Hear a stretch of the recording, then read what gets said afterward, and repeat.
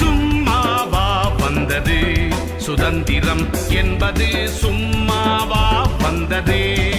பிளாசி முதல் செங்கோட்டை வரை உரை ஓவியம். சுதந்திரம் என்பது சும்மாவா வந்தது.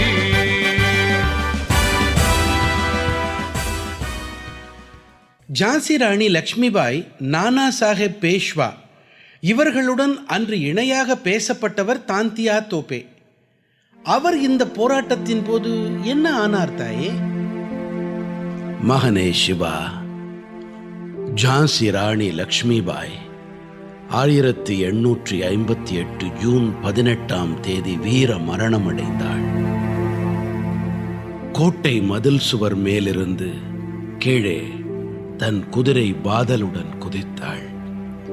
கீழே விழுந்தவளை ஆங்கிலேயர்கள் யாரென்றே அடையாளம் தெரியாமல் கொன்றுவிட்டார்கள். தாங்கள் கொன்றது ஜான்சி ராணிதான் என்பது தெரியாமல் அவர்கள் குவாலியரை போரிட்டு கைப்பற்றிக் கொண்டார்கள்.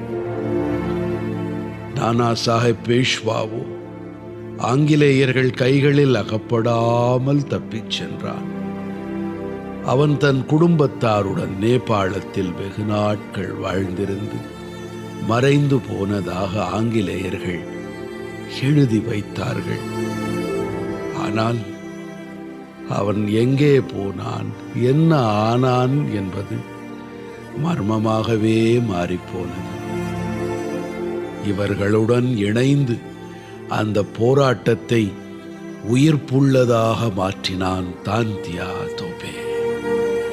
பின்னாளில் அவனது மரணத்துடன் இந்த 1857 சுதந்திர போராட்டமும் அடங்கி போனது என்பதால் இந்த போராட்டத்தின் ஆணி வேரும் விருட்சமும் தாந்தியா தோபேதான் என்றே ஆங்கிலேயர்களும் குறிப்பிட்டார்கள். அவனது வீர வரலாற்றை சொல்கிறேன் கேள் மகனே. தாந்தியா தோபே. அவனது இயற்பெயர் ராமச்சந்திரன். 1814 ஏவுலா கிராமத்தில் பிறந்தான். அவன் தந்தை பாண்டுரங்க பந்த், ஸ்ருதி ஸ்மிருதிகளை கற்றறிந்த வேத பண்டிதர். பேஷ்வா 2ஆம் பாஜிராவ் அவர்களை தன்னோடு இருக்குமாறு அழைத்து வந்து அந்த பெருங்குடும்பத்தை ஆதரித்தான். 2ஆம் பேஷ்வா பாஜிராவ் குழந்தைகளை அதிகம் நேசித்தான். அவன் அந்த குழந்தைகளின் பழக்கத்தால் குழந்தைகளைப் போலவே நடந்து கொண்டான். துரதிர்ஷ்டவசமாக அவனுக்கு குழந்தை பிறக்கவில்லை என்பதால் நானா சாஹேப், பாலா சாஹேப், பாபா பட்டா என 3 குழந்தைகளை தத்தெடுத்து வளர்த்தான். அந்த நேரம்தான் மோரோபன் தம்பேவும் தன் மகள் மனுவோடு பிதூருக்கு வந்தான். பாஜிராவுக்கு உறுதுணையாக வந்த பாண்டுரங் தன் மகன் ராமச்சந்திராவுடன் பேஷ்வா பாஜிராவின் நீதிமன்றத்துக்கு அடிக்கடி சென்று வந்தான். அங்கே ராமச்சந்திரன் தன் தந்தையின் பக்கத்தில் அமைதியாக நிற்பார்.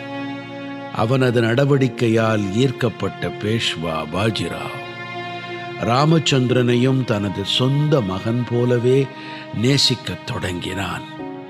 மற்ற குழந்தைகளுடன் சமமாக ராமச்சந்திரன் அனைத்தையும் கற்றான். நானா சாஹேப், பாலா சாஹேப், பாலா பட்டா, மனுபாய், ராமச்சந்திரன் இவர்கள் எல்லோருமே ஒரே நேரத்தில் போர்க்கலை பயின்றார்கள். குழந்தைகளின் துணிச்சலான செயல்களை பார்த்து பார்த்து ரசித்து அனுபவித்தான் பேஷ்வா பாஜிராவ். இந்த குழந்தைகளில் வயதில் மூத்தவனாக இருந்தான் ராமச்சந்திரன். அவனே குடும்பத்தில் முதல் பையன். அவனது தம்பி கங்காதர். மராட்டியில் பாசமிகு பெரியவரை தாந்தியா என்பார்கள். அப்படி கங்காதர் தன் மூத்த சகோதரனை தாந்தியா என்று அழைக்கத் தொடங்க ராமச்சந்திரனுக்கு அந்த பெயரே நிலைத்தது.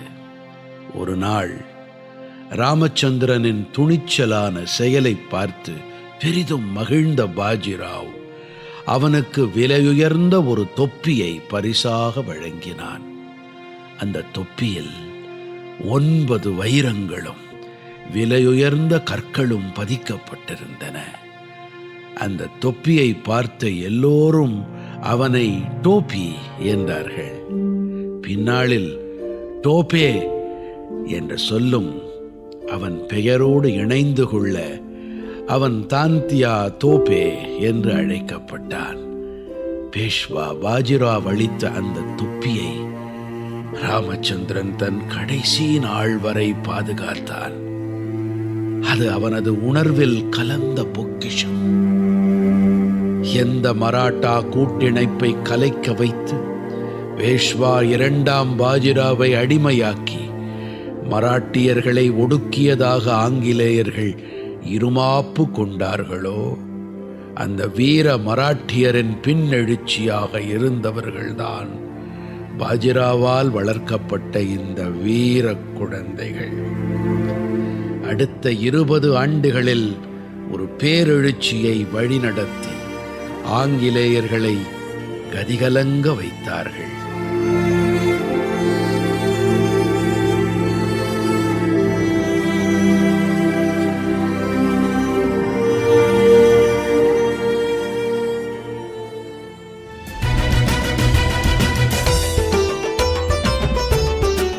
பிளாசி முதல் செங்கோட்டை வரை உரை ஓவியம் கேட்டீர்கள்.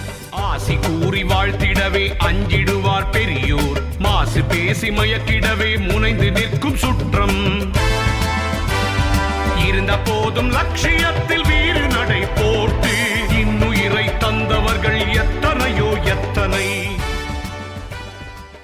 படைப்பு சென்னை வானொலி நிலையம்.